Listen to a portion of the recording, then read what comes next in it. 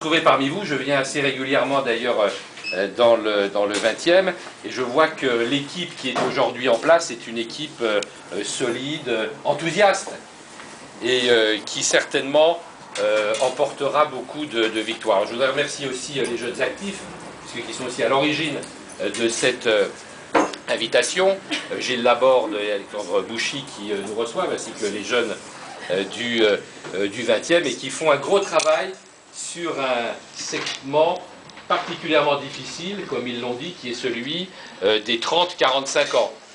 C'est pas franchement dans cette catégorie d'âge que nous recrutons le plus, et il est très important qu'ils continuent à faire cette action, notamment à Paris et au service de l'UMP.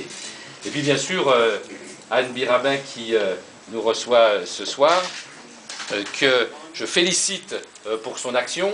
Je la connais depuis de nombreuses années, malgré son jeune âge. Merci. Et je l'ai connue même presque avant qu'elle commence à s'engager de façon très directe en politique. Peut-être l'ai-je même encouragée à une certaine époque. Et je me réjouis qu'elle prenne la tête de cette circonscription. Vous la connaissez maintenant, c'est quelqu'un qui a à la fois la compétence technique et le sens politique, ce qui n'est pas forcément le plus fréquent, et qui, je suis persuadé, permettra de vous accompagner dans les combats difficiles qu'elle a évoqués, que vous avez évoqués, et que nous allons mener jusqu'à que nous atteignions notre objectif définitif, qui est la reconquête, évidemment, de Paris et de cet arrondissement. Alors, je voudrais tout d'abord, moi aussi, transmettre un certain nombre de messages. J'essaierai de ne pas parler trop longtemps pour vous permettre de discuter, de nous poser des questions. Nous sommes là pour débattre. Il s'agit d'un débat, donc il ne s'agit pas simplement d'une longue litanie de discours, mais quelques messages très rapides et très simples. Tout d'abord, il y a pour gagner une condition qui est absolument indispensable. C'est une condition nécessaire, certes qui n'est pas suffisante, mais c'est une condition indispensable pour l'emporter, c'est l'unité. C'est l'union. C'est ce que d'ailleurs prône le président de la République. C'est ce qui a assuré son élection principalement à la présidentielle, et c'est ce qu'il souhaite et qu'il nous a répété encore récemment dans chaque région, dans chaque département, dans chaque circonscription, l'union de la droite autour de nos candidats.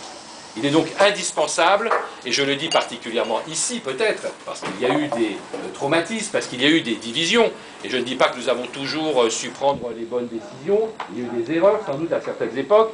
En tout cas, il faut se tourner résolument vers l'avenir, vers les conquêtes à venir, et s'unir et être très rassemblés. Vous le voyez d'ailleurs dans les élections partielles qui sont organisées depuis les présidentielles, depuis les législatives. Nous arrivons à les emporter quand il y a une dynamique de premier tour qui, par l'union, nous permet d'obtenir beaucoup de voix. Et cette dynamique permet le rassemblement aussi bien des abstentionnistes que d'un certain nombre d'électeurs indécis pour le deuxième tour. Vraiment, cette unité est indispensable parce qu'elle déclenche une dynamique de la victoire. Et c'est comme ça que ça va se passer également pour la prochaine élection, à venir, pour la régionale. Bien sûr que l'union n'est pas une condition suffisante, et on l'a vu notamment par exemple lors des dernières municipales à Paris. Mais si nous avons perdu Paris, vous le savez bien, c'est pas parce qu'en 2001, Bertrand Deladoë a gagné Paris, c'est parce que par nos propres divisions, nous avons perdu cette ville.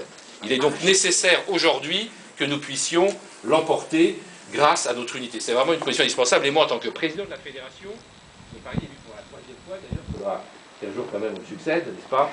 Je lance un appel général, voilà, s'il y a des volontaires, s'il y a des candidats. Eh bien, ma première mission, c'est d'être le premier artisan de l'unité, du rassemblement autour de l'UMP, autour de nos candidats. Et d'ailleurs, de tous les mouvements associés. Et c'est la raison pour laquelle nous devons, lors des élections à venir, eh bien, former des listes qui soient représentatives de l'ensemble des sensibilités de la droite dans ce pays. Alors, ce n'est pas toujours facile, il faut faire de la place aux autres, mais si nous n'en faisons pas, nous perdons les élections. Si nous n'en faisons pas, nous ne déclenchons pas cette dynamique qui permet de gagner le deuxième tour et de gagner bien plus que ce que nous aurions gagné en nous contentant de notre précaré. Donc ça,